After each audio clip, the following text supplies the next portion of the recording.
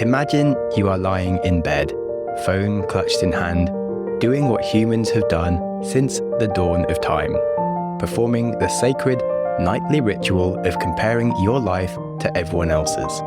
You might not be proud of this, but curiosity or perhaps masochism has won out.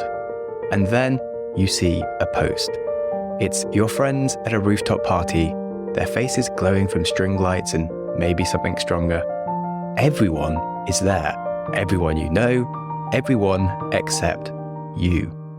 For some reason, the thought hit harder than you would expect. It's not just a party, it is the party. Your chest tightens. The feeling of being left out begins with a sharp sting, but an aftertaste of gnawing anxiety. It whispers, no one likes you. No one thinks about you. This is what happens when you stay at home. Your life gets ruined. Well, this feeling has a name, and it's called FOMO. The fear of missing out is not new, but it does feel louder these days. That's because the world we live in has taken an inbuilt and ancient survival instinct and it strapped it to a jet engine. What was once a useful tool to keep us connected has turned into relentless anxiety, pulling our attention towards every missed brunch, text, sale, or headline. FOMO at its core is an illusion, convincing you that life is happening somewhere else and you are on the wrong side of the glass. But this illusion has very real consequences, shaping how we think, feel, and act.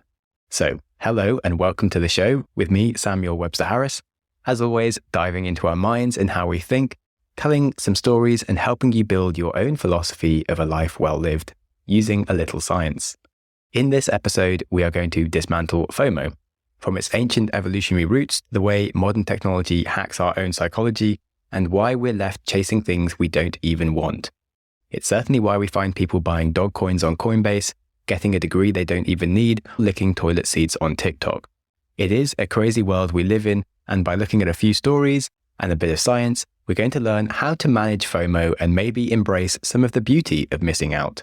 Because here's the thing, life isn't about being everywhere, it's about being here, right now. So, stick around.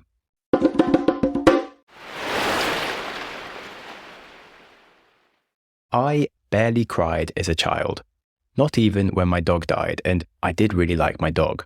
You could accuse me of coming across unemotional, even though I did have plenty of emotions. One day in a music class, everyone got to play a trumpet. The teacher even threatened the naughty kids, who were very naughty, that they might miss out on the incredible opportunity to play this trumpet if they didn't shut up. Well, it seemed to work, and slowly everyone did have a go. Everyone except me. The child who had sat there, good as gold, politely waiting for his turn, and watching as, one by one, I was ignored until the bell rang and the class was over. This injustice burned so hard, and I think especially because I had done exactly what I was supposed to when others were being rewarded despite being a nuisance. And for some reason, I burst into tears. Not because I had some deep desire lurking inside of me to play the trumpet. In fact, when the teacher then made the sobbing me get up and play the stupid trumpet in front of the whole class that was now late for its next lesson, it was the last thing I wanted to do. In fact, not only did I not want to play the trumpet, I never have wanted to. I simply wanted people to know I existed. And of course, ego does get a lot of bad rep these days, but it is a very essential part of our psychology. Fundamentally, deep down, we all need our existence to be acknowledged. Now, imagine yourself 20,000 years ago. You're perched on a hillside near your tribe, watching as others laugh and share freshly hunted meat around a crackling fire. You weren't invited. Worse yet, you didn't even know about the hunt that was happening. As the night grows colder, your stomach rumbles, a very real worry creeps in. What if this is the beginning of the end for me? For our ancestors, missing out wasn't just inconvenient, it was dangerous. Exclusion from social groups could mean isolation, fewer resources, and ultimately an early death. And so, very deep down in our DNA, the fear of missing out was born, not as a flaw, but as a survival mechanism. We're designed to care very deeply about what others are doing. Your brain did not evolve to make you happy, it evolved to keep you alive. So when you feel the pang of envy scrolling through vacation photos, seeing someone's career milestone, or watching your entire class get to play a trumpet and you're completely missed out, well, that's not just jealousy and ego problems, it's your brain doing what it's supposed to do. But yes, you could accuse it of kind of misfiring when it's confusing a missed Zoom call for a lost opportunity to secure your place in the tribe. FOMO, in this sense, is like an ancient alarm system designed for a world of life or death stakes. The problem, of course, is that this alarm system still goes off where skipping a party doesn't mean you're going to be eaten by wolves. Social comparison theory states that humans evaluate themselves on how they stack up against others. If your peers were better hunters or gatherers, that was a good wake-up call to step up your own game. But today, the tribe's no longer 30 people around a campfire. It's billions of curated lives flashing across your screens. The group you live in isn't just the people you know, it's celebrities, influencers, strangers living lives you never even knew were possible. The result is a constant feeling of inadequacy, as if you are always one step behind. So let's look at the brain itself. Many people's brains choose to keep them glued to their phone at 2 a.m.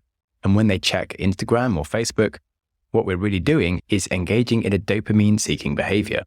Dopamine, often called the feel-good chemical, is part of our brain's reward system. It lights up when you encounter something exciting or novel and tells you to seek more of it.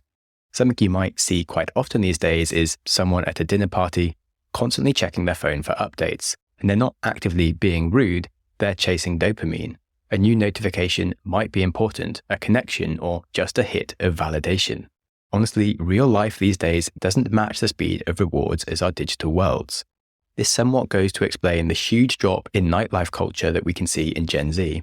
A single party that you can go to is much less stimulating than a phone where you can cycle from app to app chasing the modern version of our highs. Social media platforms deeply understand and exploit our dopamine craving for novelty and reward. Notifications, likes, comments, they act like a slot machine, delivering highly unpredictable rewards that will keep you hooked in. And when you see others doing something better than you, your brain lights up with a double whammy of envy and fear of being left behind. Understanding all of this, we can see that FOMO is a collision between our past and the present. Evolution wired us to notice what others are doing. Social comparison pushes us to measure our worth, and modern technology amplifies these instincts to really overwhelming levels. Of course, the more we chase what others are doing, the less present we are in our own lives. In prehistoric times, FOMO kept us alive. It was essential. Today, it's often the opposite. It can keep us as a bystander to our own life, blocking us from actually living it. The good news, of course, is that by understanding these roots, we can start to unravel the grip FOMO has on us. Whilst it may be ancient, it doesn't have to rule our modern lives. So let's dig deeper into the modern situation with FOMO and understand more of where we're at now. Technology, social media, consumerism, the Forbes 30 under 30 and are just always on culture, these turn ancient instincts into our everyday anxieties. If you look at the late 1800s, postcards were the preferred way to brag about your summer travel. By the 1960s, that was replaced with slide carousels and projectors. Inquiry into a host's vocation over dinner might result in some rapidly dimmed lights and then an hour-long presentation of their vacation slides. By the 1980s and 90s, Polaroids gave us the instant access to memorable moments that could be shared in a photo book.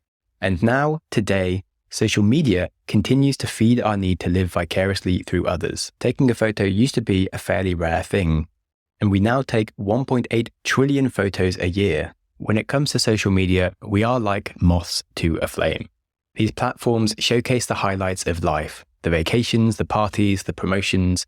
What they don't show are the mundane in-betweens, the commutes, the laundry, the awkward moments that don't fit neatly into a post. Someone might spend months saving for a vacation, and then she posts stunning photos of sunsets, cocktails, beachside dinners. To her followers, it looks like paradise. But of course, what they don't see is the long flight delays, the arguments with her travel companion, the hours spent stuck in tourist traps, and the day glued to a toilet due to food poisoning. Social media feeds us curated realities, and our brains don't easily distinguish between what's real and what is filtered. When we scroll, we compare our messy, unedited, and real life to someone else's highlight reel.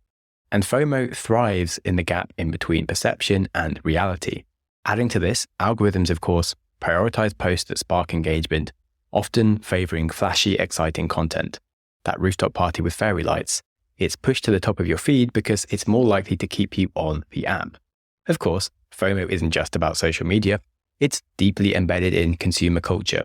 Walk into any store during Black Friday, you'll certainly see it in action. Frantic shoppers convinced that missing a sale means missing out on happiness. Hence why we did a whole episode on the psychology of Black Friday a few weeks ago.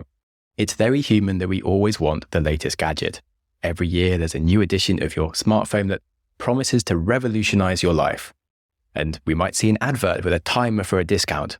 Only 24 hours left. Even though our current phone does work fine, millions of us still buy the new one, driven by fear that if we wait, we'll miss the chance to be part of the cutting-edge crowd. But most of these urgent opportunities aren't urgent at all. The sale will likely be back next week and the gadget will be obsolete in a year. Yet FOMO tricks us into believing that we have to act now or regret it forever. FOMO also isn't just about what we buy, it's also about what we invest in. If you ever stumble into the world of cryptocurrency and visit a message board or view some TikToks, it can feel like everyone is getting rich without you. Again, time pressure amplifies this feeling. If we don't get into this exploding asset right now, it's a chance that will be missed. And this certainly isn't a new feeling. Stock market bubbles have existed since the dawn of the stock market. When the first stock exchanges launched in the Netherlands, contracts for tulip bulbs exploded to the point that a single tulip bulb was the price of a very, very nice house. Our fear of missing out completely overrides our fear of doing something completely stupid, and many families were ruined overnight when the prices of tulips collapsed when the tulip mania bubble burst. Now, I'm not saying that crypto is a tulip mania. In fact, I'm quite into blockchain, and I first worked in it back in 2017. I'm just saying that investing has a lot of FOMO around it. In fact, I might even do an episode on the psychology of Bitcoin itself and the history of sound money, and maybe also an episode on the psychology of speculation, because I think it would be fun to better understand what's going on in both of these areas from a psychology perspective. Anyway, back to FOMO. A huge modern problem is the phenomenon of parasocial relationships. These are one-sided connections that we form with influencers and celebrities. You can see their daily lives through posts, stories, news magazines, and over time, you can feel like you know them, especially with podcasts where hosts can get very personal, such as their emotional breakdown over not playing a trumpet. But let's look at a different example. Imagine a college student follows a popular travel influencer. She watches every video, feels a connection to their personality, and feels like they would really get on because they're so similar. Because of this seeming similarity in the way they think, she starts measuring her own life against theirs. When the influencer posts about a glamorous trip or a new product, the student feels a pang of inadequacy. Why isn't my life like that?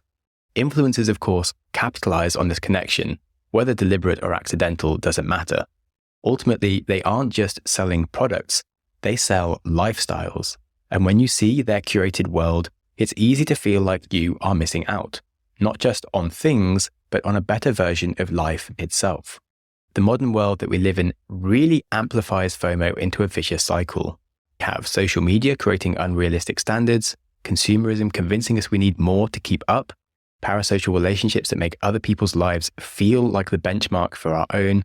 And so we keep scrolling, we keep buying, we keep chasing something, not because we should be unhappy with what we have, but because we're afraid there's something better out there. Ironically, the more we try to avoid missing out, the more we do miss what is in front of us. But as I said earlier, it's not all bad news. Recognizing the cycle of how FOMO works is the first step to breaking it.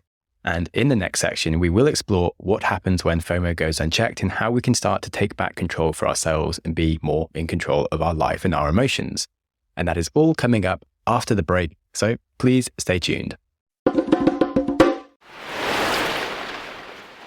I know we've mostly spoken about bad news so far.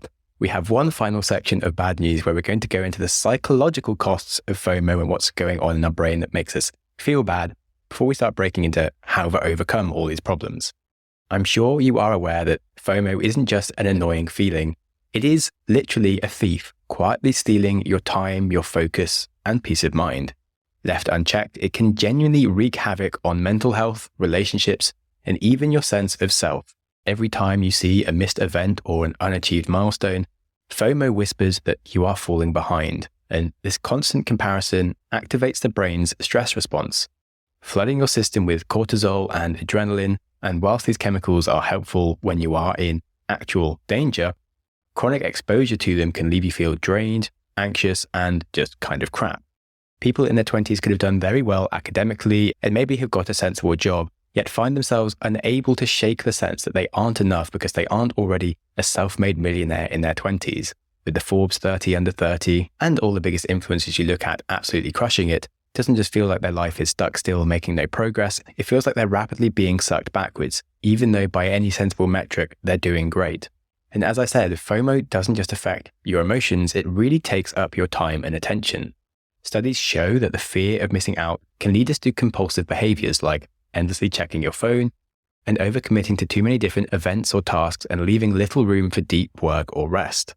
And on the subject of commitment, I think commitment has become an increasing problem, mostly due to FOMO. People will often keep their plans open for the weekend, not wanting to commit to something or unable to make a decision in the hope that something else better might turn up. And then, of course, they do nothing because they've missed the window to actually commit to it.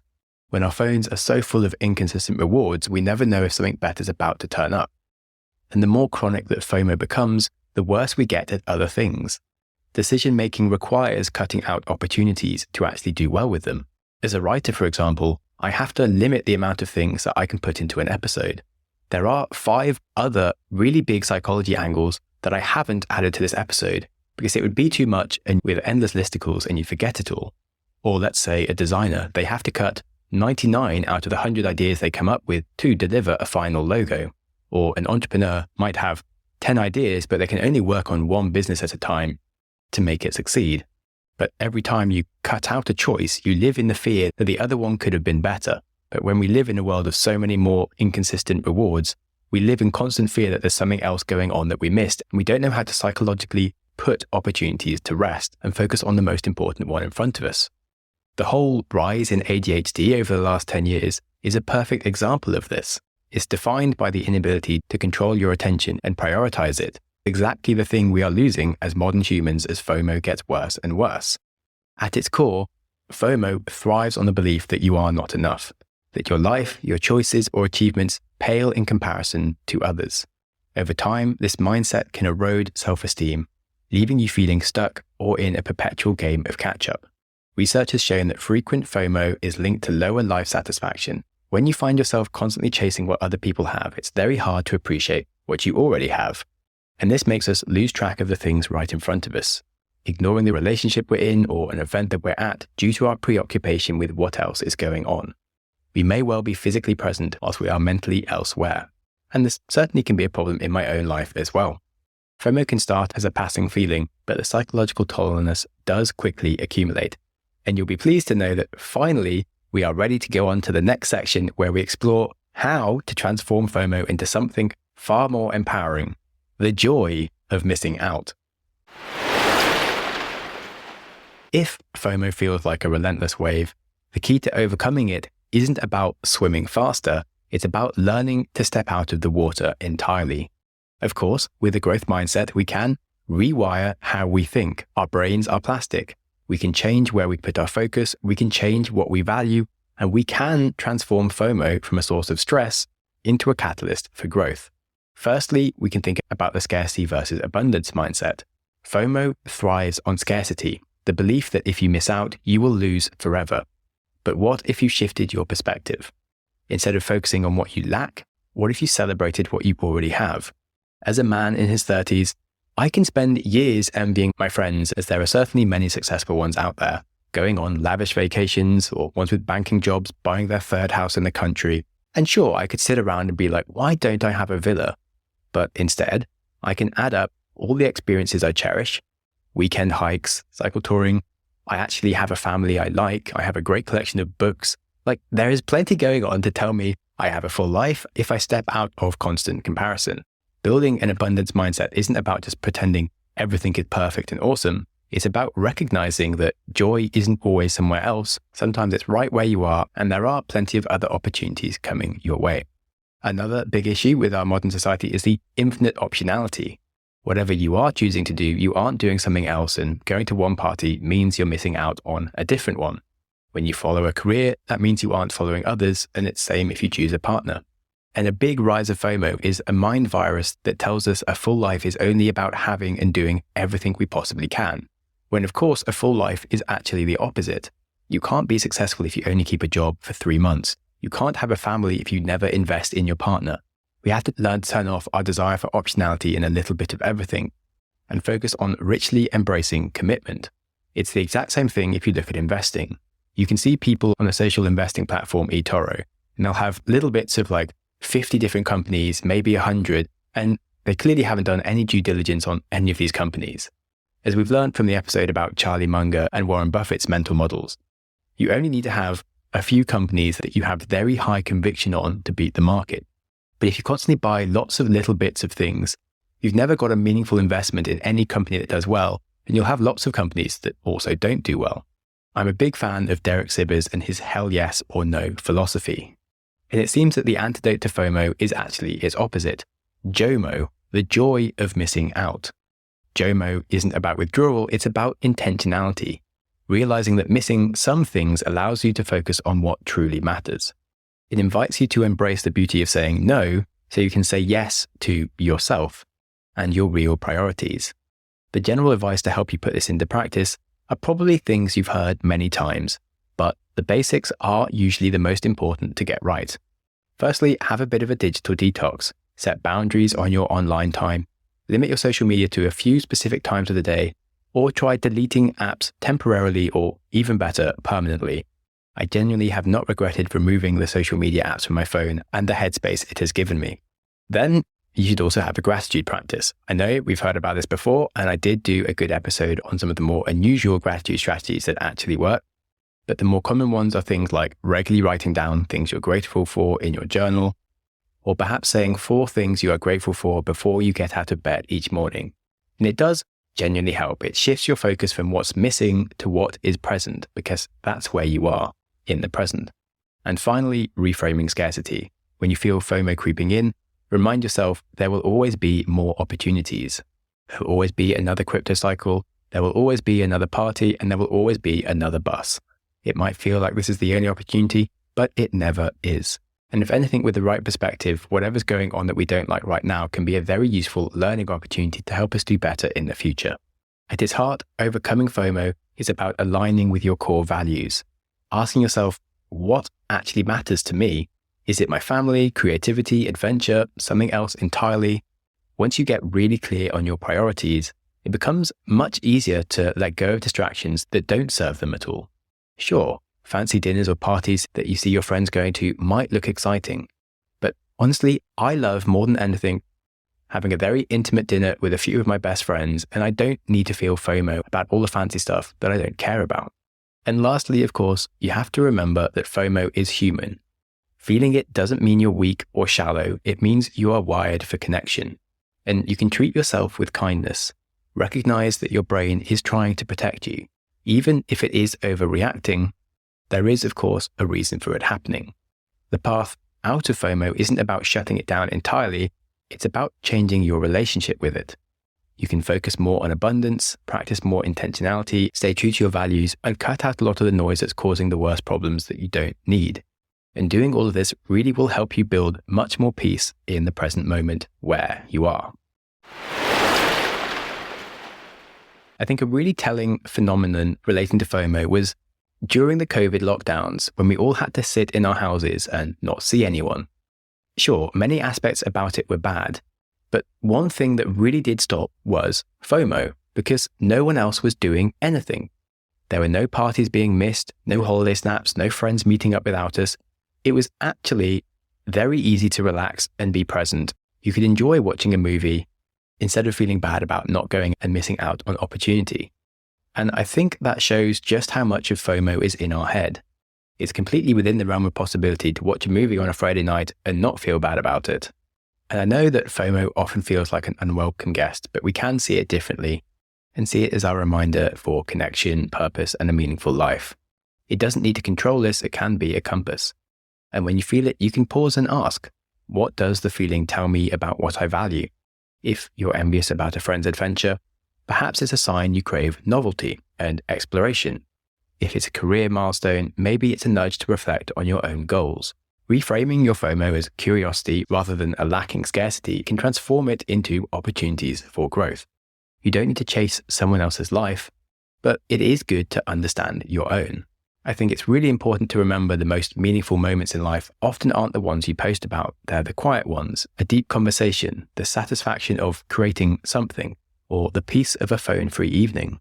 In the end, missing out isn't exactly the enemy, it's simply the space where we have a chance to discover what really matters to us. So hopefully, this episode has helped you understand yourself a little bit better and worry a little bit less. If you know someone who is missing out on life a little bit too much from getting lost in worrying about everything else they're missing out on, I would greatly appreciate you sharing this episode with them to help them get back in the game of enjoying their life as it happens.